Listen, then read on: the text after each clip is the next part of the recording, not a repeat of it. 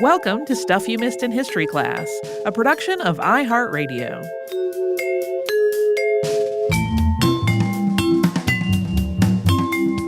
Hello and happy Friday. I'm Holly Fry. And I'm Tracy V. Wilson. Oh, I hate when Halloween season ends. Yeah. But it's okay. That just means more new things ahead. Mm-hmm. And because I ended up doing only 3 in this one, that means I have a list for next year, so we can certainly do this one again with new stories. So there were a few things I wanted to talk about for each of these.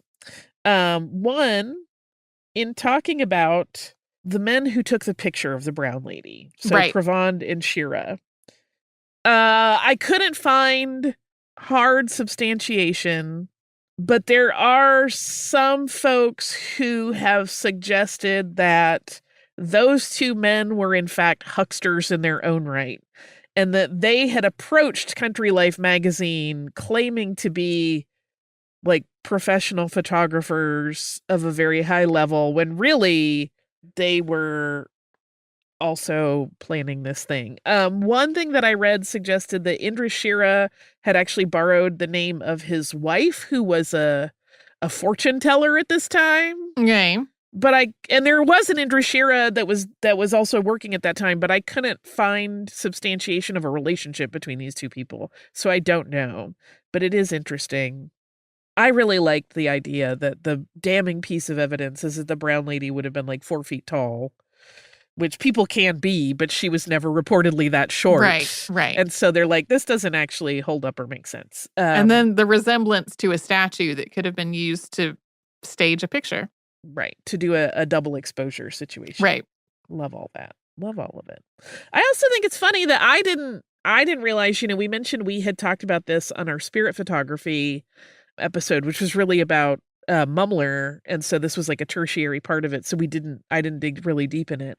But I had not found until kind of late in the game the fact that the owner of the house had just published a book about ghosts. Right. Like, oh, this is all a little too coincidental. Like, there are even some assessments who kind of put it out there that, like, the Marchioness was really irritated by all of this and these men making like a ghost story out of what was supposed to be her spread of her beautiful renovation. And I'm like, I don't think that's what was going on. Nope. I think she was down with it. The other thing that I wanted to talk about from our first episode this week is this scenario of a hotel being created out of the old castle and a new construction being added onto it, because I have stayed at one such hotel in Ireland, and it is quite cool. I really, really enjoy those. Yeah. I've stayed at a couple of castle hotels in Ireland, one of which I could have believed pretty easily was haunted. I'm not really especially superstitious. I'm very skeptical. But Brian and I were both like, yeah, if there is one, this is probably the one. But I will stay in those all day, every day. I love those. Yeah. I love that Ballygally just leans right into the whole thing and is like, would you like to see our ghost? She's right up here. Like, this is her house. It's fine. I think that's super fun. And now I want to go there. It's one more place on my list. Okay. I promised we would talk about William Drury and some weirdness. Yeah. Because there are 2 interesting things. There are many more interesting things. There are 2 interesting things I wanted to mention. This one is that a lot of times when you see information about William Drury, and I mentioned we didn't have much, there is a piece of supposition that happens that becomes problematic in its own right, where they use the slur that is often used today to refer to Romney people or travelers. And it kind of buys into that whole thing that those people cannot be trusted. Clearly it was a group of Romney who he was part of, and they were all trying to do this thing because they are inherently aggressive and cruel. And it's just like, it's all supposition. There is no backup on any of that. Right. And so that's an element to the story that you can't really substantiate because, one, we don't know for sure that that's the case. Two, people that are making those comments often aren't the ones who were involved in it. So it's sort of like an after the fact kind of racist take on the whole scene. Yeah. Which is just super weird. I mean, it's common. It's not weird in terms of being an outlier. We see it all the time. But it's just that thing of, I don't understand this thing. It must be the work of these people I already don't trust. Okay, well, that's a leap of logic, but all right. Right. And it's fundamentally harmful. So I wanted to mention it in case any of our listeners, because I know sometimes people like to go and look up stuff that we've talked about and dig a little deeper on their own. Like, be prepared. You will see all of that. It's not cool. There were so many rumors that got started in the immediate aftermath of the Maupassant situation. One that somebody started, and we don't know where it began, was that Glanville had changed his mind and no longer believed in the veracity of this being, a demonic entity, which was not the case. So it just kind of, to me, as I got deeper and deeper into looking stuff up on this and trying to, peel the layers of the onion, it's another one of those wonderful / sad examples of history as seen through the modern eye. Because I have mentioned this many times before, we always think we are living through the most and the worst. And like, can you believe we've gotten to this point where people are purposely using disinformation campaigns to manipulate the truth and what people believe in? Well, this was the 1660s and it was happening then. So like this is not a new thing to the modern world.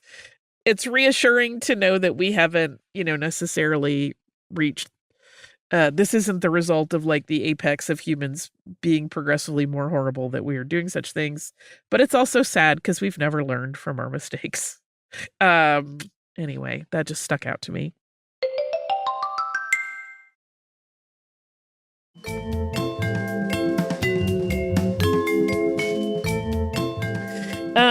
Yeah, I'm a ghosty person. Yeah. Not really. I say that. I was raised in a house where one of my parents was enough into these things that there's part of me that's like, I don't know, maybe. Yeah. I'm not adamant about anything, frankly, because it's one of those things. I hope there are ghosts because I want to be one. Yeah. Yeah. I think I want to find a cute bar and be its ghost. Just hang out. Yeah. There was a cabin that I stayed in. I might have told this story on the show before. I was in Black Mountain, North Carolina.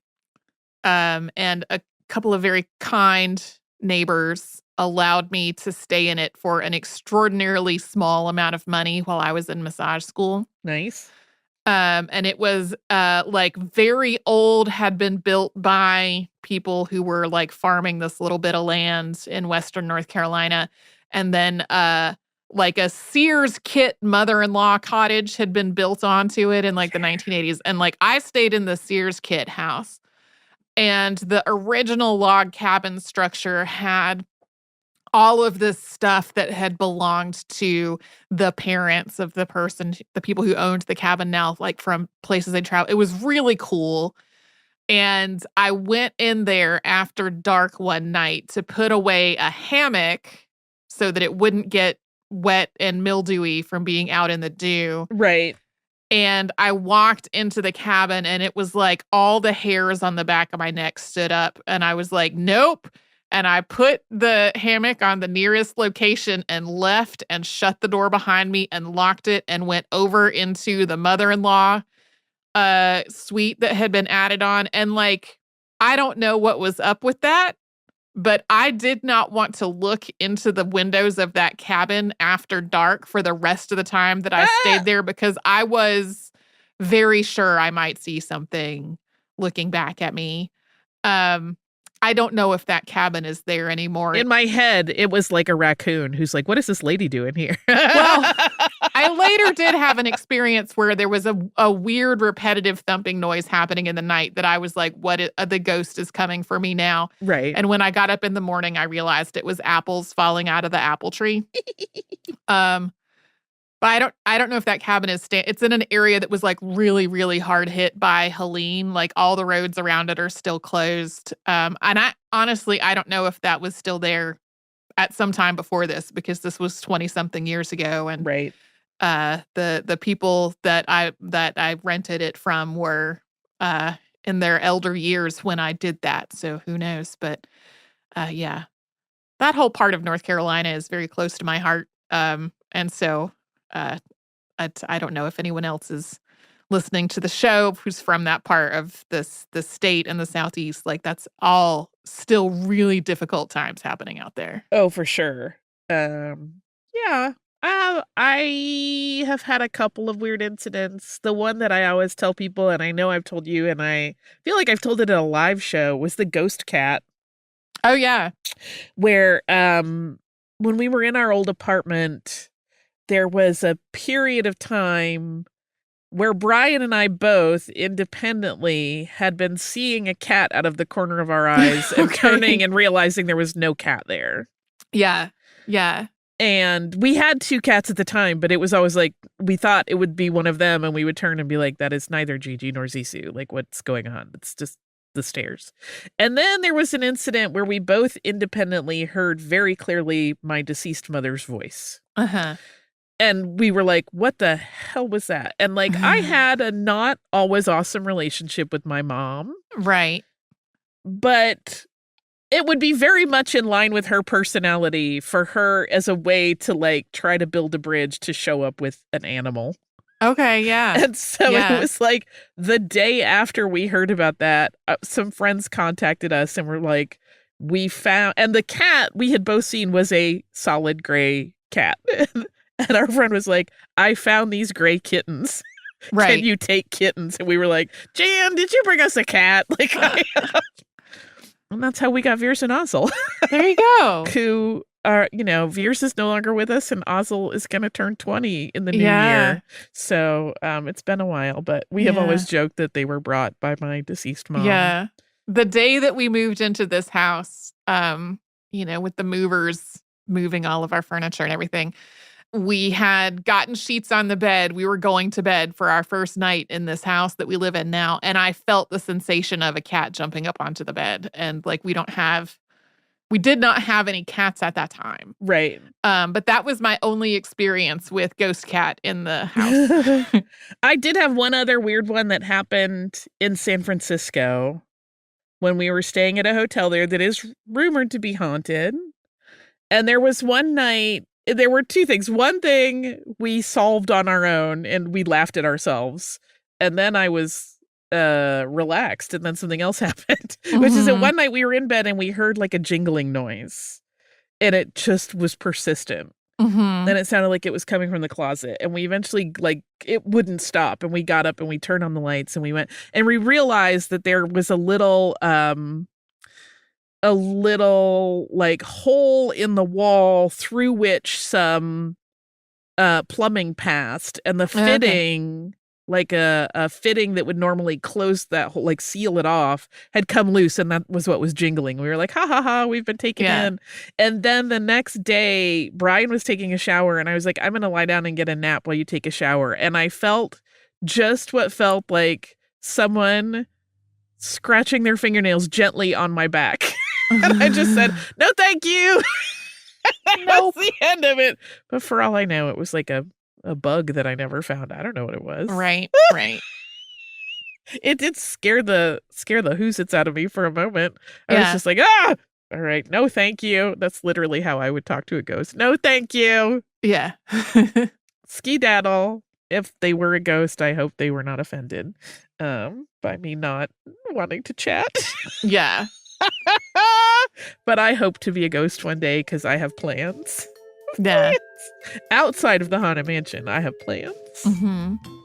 There will be hauntings. I hope, since we are now as you're listening to this, just past Halloween season. I hope that you had a wonderful Halloween, if that is a holiday that you celebrate. If you don't like Halloween, I hope that you can live in the relief that it's all over, unless you come to my house where it never ends. We are going to be back here tomorrow with a classic, and then on Monday, we will have a new episode.